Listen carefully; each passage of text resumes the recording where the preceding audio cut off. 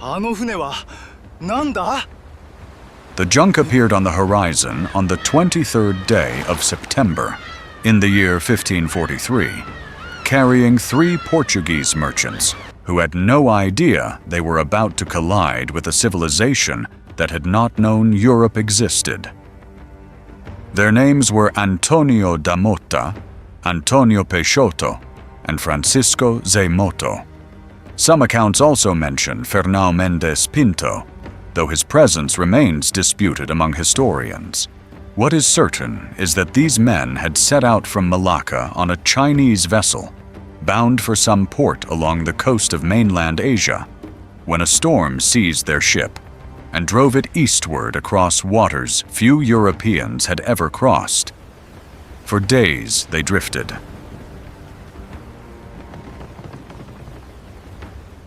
And then the wind relented and the clouds broke, and what they saw wasn't the familiar coastline of China, but an island they had never heard of, rising green and unknown from the sea.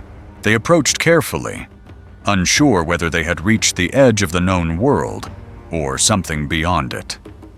On that island, Tanegashima, at the southern tip of Kyushu, fishermen looked up from their nets and saw a vessel unlike any they had ever encountered. Its shape was wrong. Its sails did not behave as they should. The men on board did not look like Chinese or Koreans or anyone else the islanders had seen before.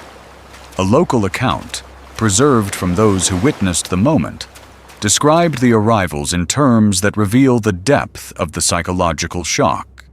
Men with hairy faces, long noses, strange eyes, and dirty brown, curly hair. These were not descriptions of simple physical difference. They were attempts to fit something unprecedented into a framework that had no category for it. The islanders had no word for Portuguese. They had no word for Europe. They had no context at all. And so the mind did what minds do when confronted with the truly unknown. It reached for mythology, for the supernatural, for anything that might explain how such beings could exist. This is the mechanism that every first contact scenario activates.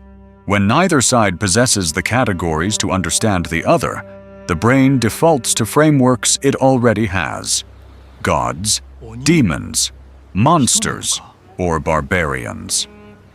The Portuguese were not immediately recognized as human beings from another continent. They were perceived through the lens of stories that had existed on the island long before any ship appeared. The tension was not military, not yet. It was interpretive. Neither side could read the other's intentions, because neither side could read the other at all. Every gesture was ambiguous.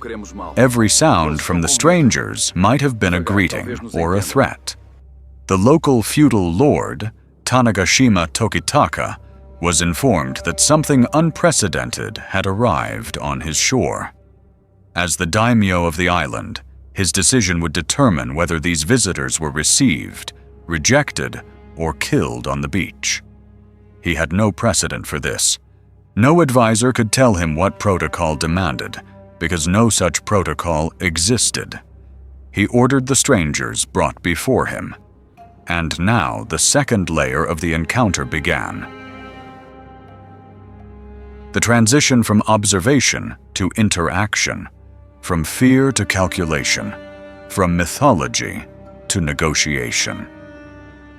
The Portuguese, for their part, were equally unprepared. They had not expected to find a politically organized society with clear hierarchies, disciplined behavior, and a lord who commanded authority without hesitation. These were not simple islanders. These were people who assessed, evaluated, and decided on the basis of what they saw. The daimyo examined them.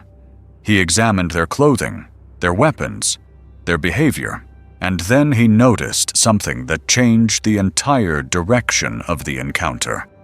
Among the goods the Portuguese carried were objects that none of the Japanese had seen before. long tubes of metal, with mechanisms that seemed to serve no obvious purpose. The daimyo asked what they were. Communication was difficult. There was no shared language, no interpreter, no common ground of any kind. But demonstration requires no translation. The daimyo had no name for what he saw, only the certainty that demonstration requires no translation.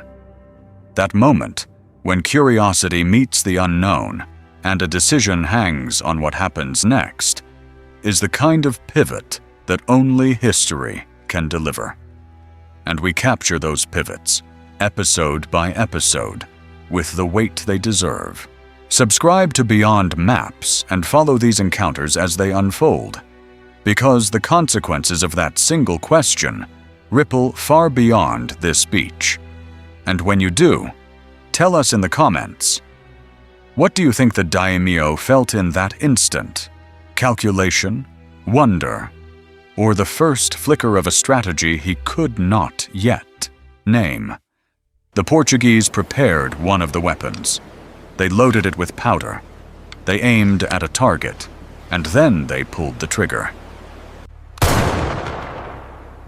The sound that followed was unlike anything the island had ever produced. Smoke, flame, a projectile that struck its mark with a force no arrow could match.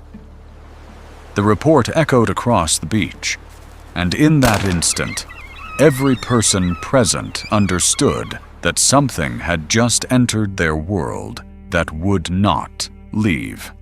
The daimyo did not recoil. He did not worship the weapon. He did not treat it as magic. He looked at it and understood, with the clarity of a man who had spent his life managing power, that this object could decide battles. He purchased 2 of the arquebuses for 2,000 ryo, an enormous sum, and a price that signaled not merely the value of the metal and the craftsmanship, but the value of what the weapon could do to the political landscape of a nation tearing itself apart in the Sakoku period, the age of warring states. Japan in 1543 was not a unified country. It was a patchwork of feudal domains, each ruled by a daimyo who fought, negotiated, and betrayed his way through a perpetual contest for land and influence. In such a world, a weapon that could pierce armor from a distance and be operated by a soldier trained in days rather than years was not a curiosity. It was a strategic revolution. The Portuguese left Tanegashima, but the impact of their visit did not leave with them. The daimyo ordered his smiths to study the arquebuses. They did not merely admire them, they took them apart. They understood the mechanism. They began to replicate them within months, and within years, Japanese foundries were producing arquebuses at a scale that rivaled, and soon surpassed, European production. The Japanese term for this entire transformation is teppo denrai, the arrival of the gun. But the phrase carries more weight than its literal meaning suggests. It represents not merely the introduction of a new weapon, but the opening of a channel through which technologies, ideas, goods, and entire worldviews would pour for the next century. And yet, the firearms were only the most visible part of a much deeper encounter. The Portuguese brought more than guns. They brought Christianity, which would convert hundreds of thousands of Japanese over the following decades. They brought new shipbuilding techniques, new forms of navigation, new commercial connections that linked Japan to the global networks of the Portuguese Empire. They brought telescopes and clocks and printed books and 1,000 other novelties that reshaped the material culture of the islands. But they also brought a name.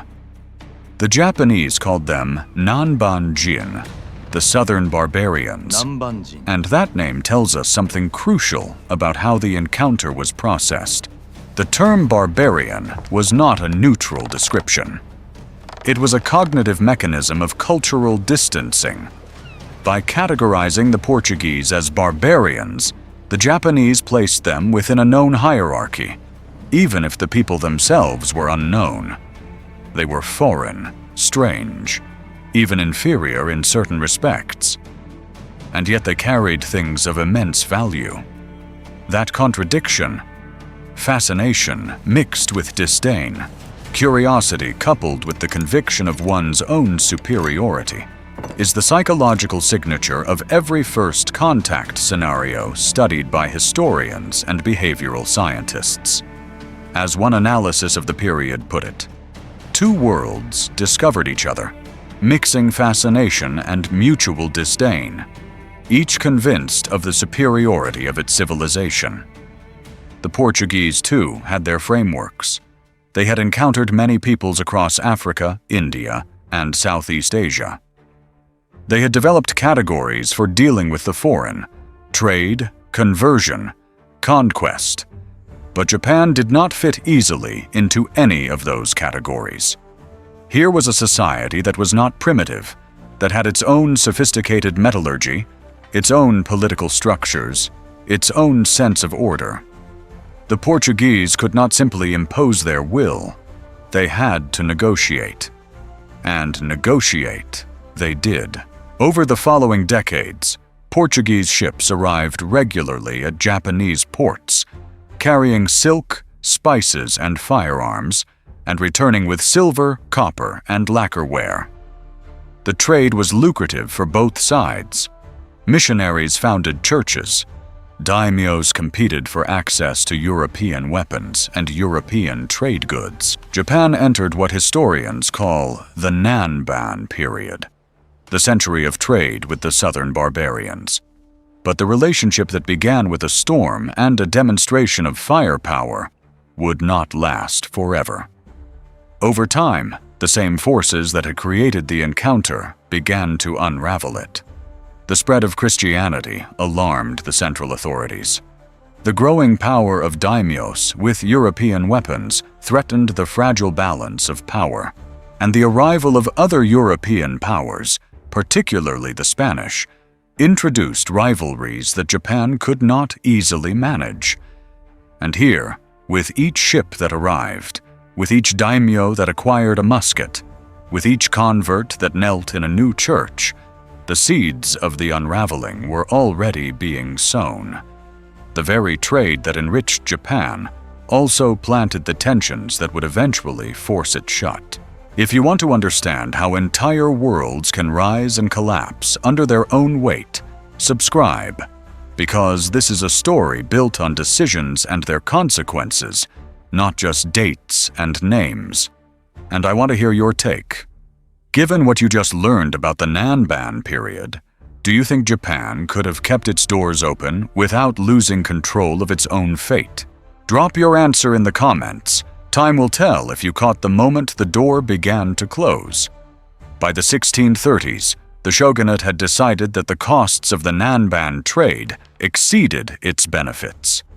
The Sakoku edicts of the 1630s and 1640s closed Japan to nearly all foreign contact.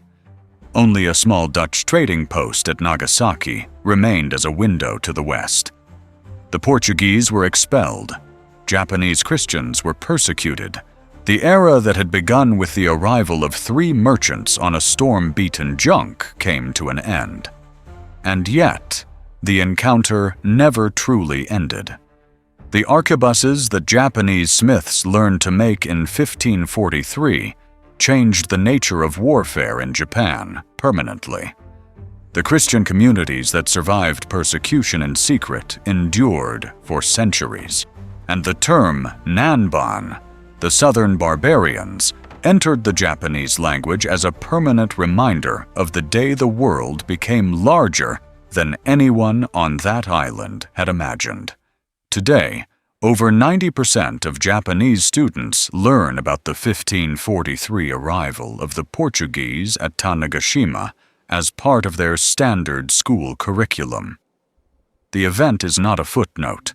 It is a pillar of national historical memory.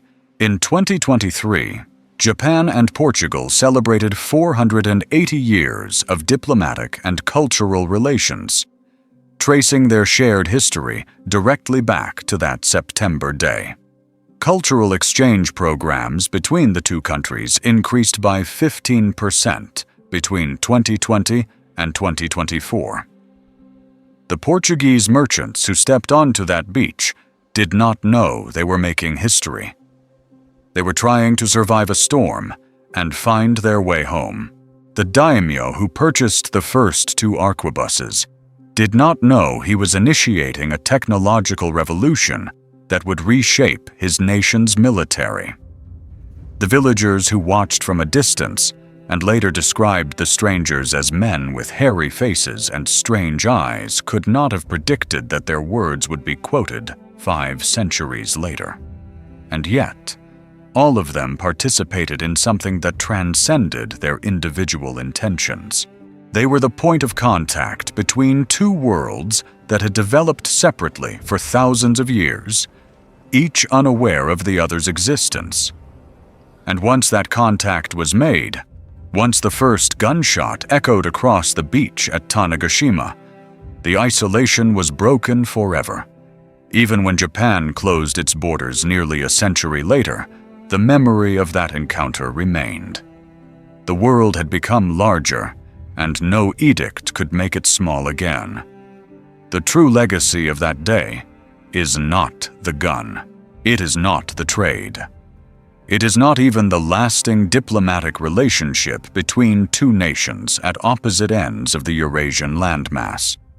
The true legacy is the demonstration of what happens when human beings confront the unknown and choose, despite every reason for fear and every absence of understanding, to approach rather than retreat, to ask rather than attack, to learn rather than reject. That choice was made on both sides. The daimyo could have ordered the strangers killed. The Portuguese could have fled back to their ship. Instead, they watched. They demonstrated. They listened. They bargained. And out of that fragile, tentative, imperfect exchange, a new chapter of history began. It began with a storm. It began with a sound that no one on that island had ever heard before. And it began with people who looked at each other across a gap of language and culture and knowledge and decided that the gap was worth crossing. Every act of crossing a gap begins with a single step, taken in uncertainty. The Portuguese had no guarantee that their demonstration would not be met with violence.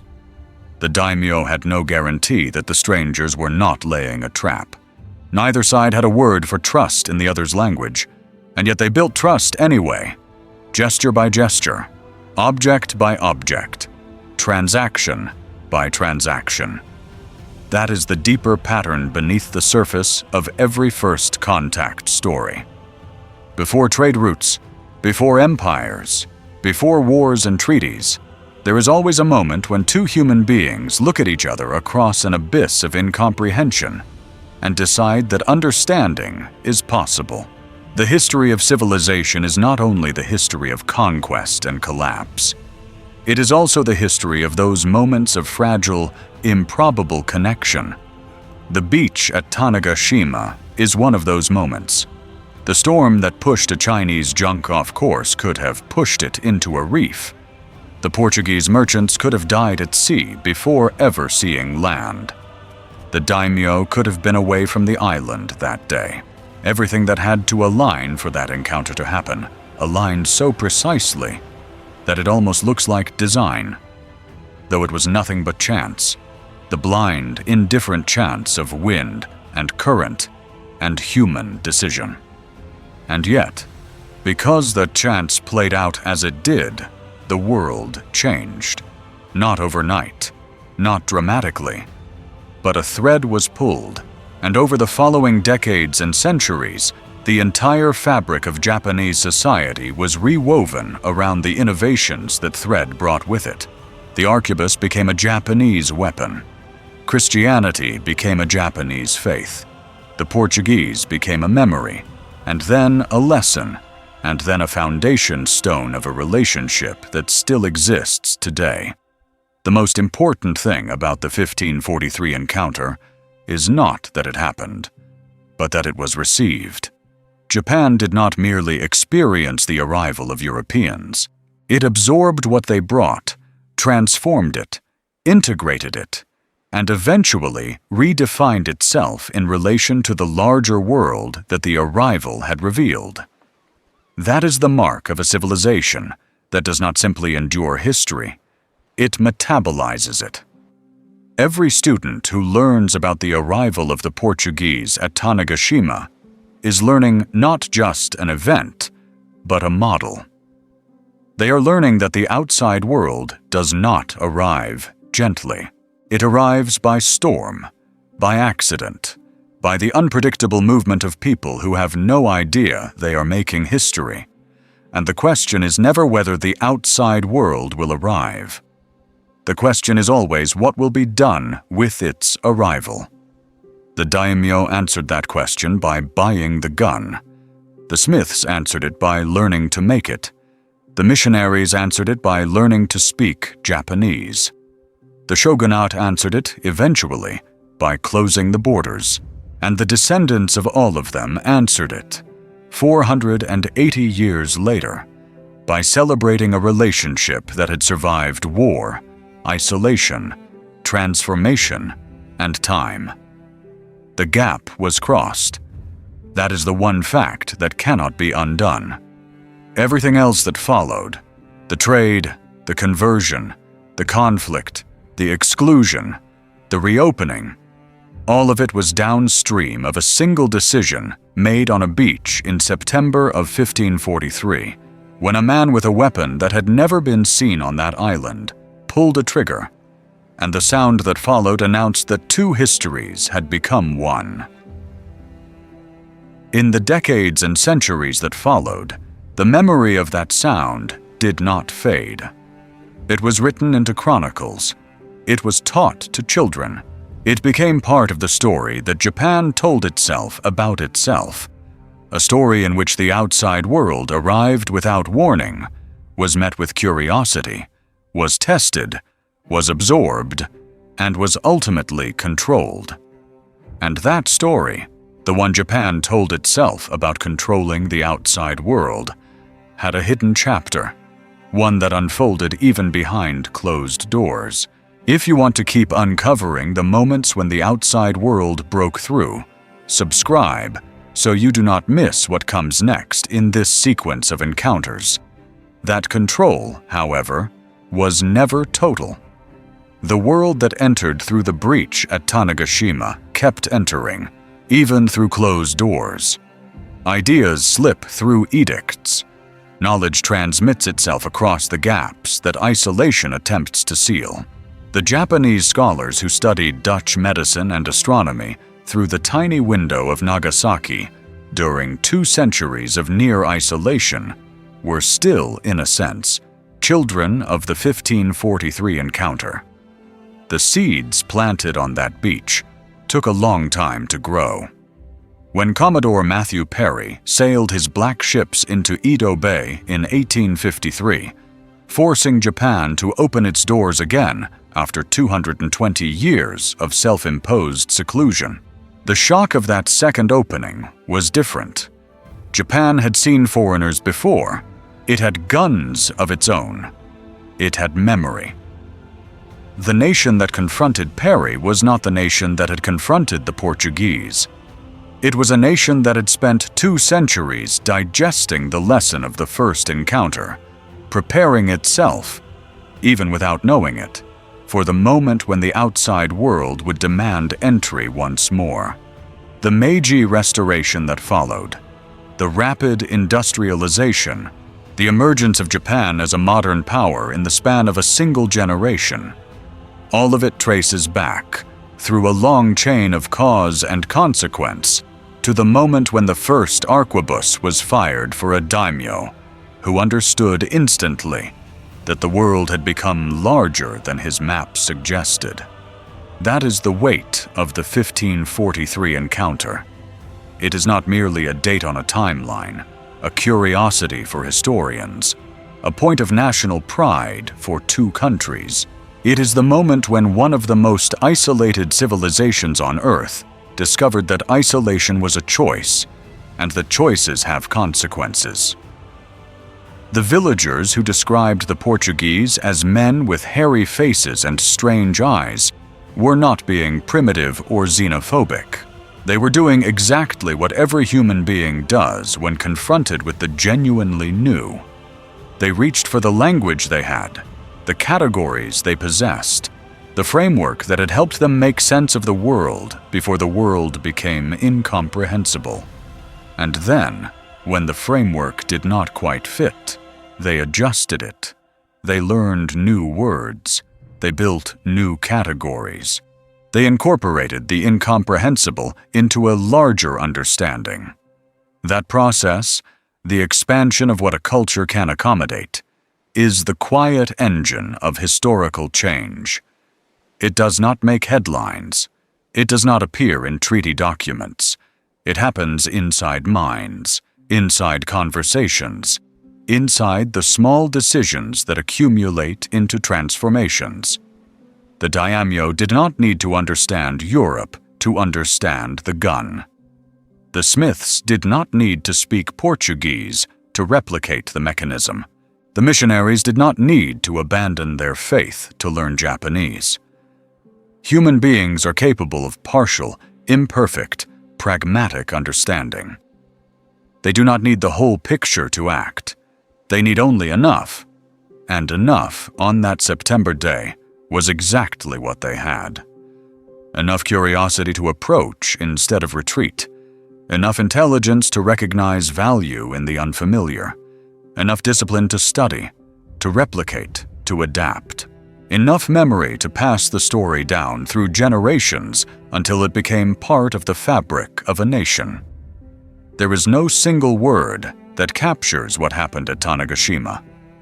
It was not merely a discovery, not merely a trade contact, not merely a technological transfer. It was a demonstration of the human capacity to meet the unknown on its own terms and extract from it something useful, something lasting, something that could be built upon.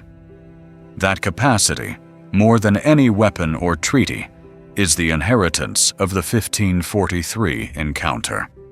It belongs not only to Japan and Portugal, but to anyone who has ever stood at the edge of understanding and decided to take a step forward.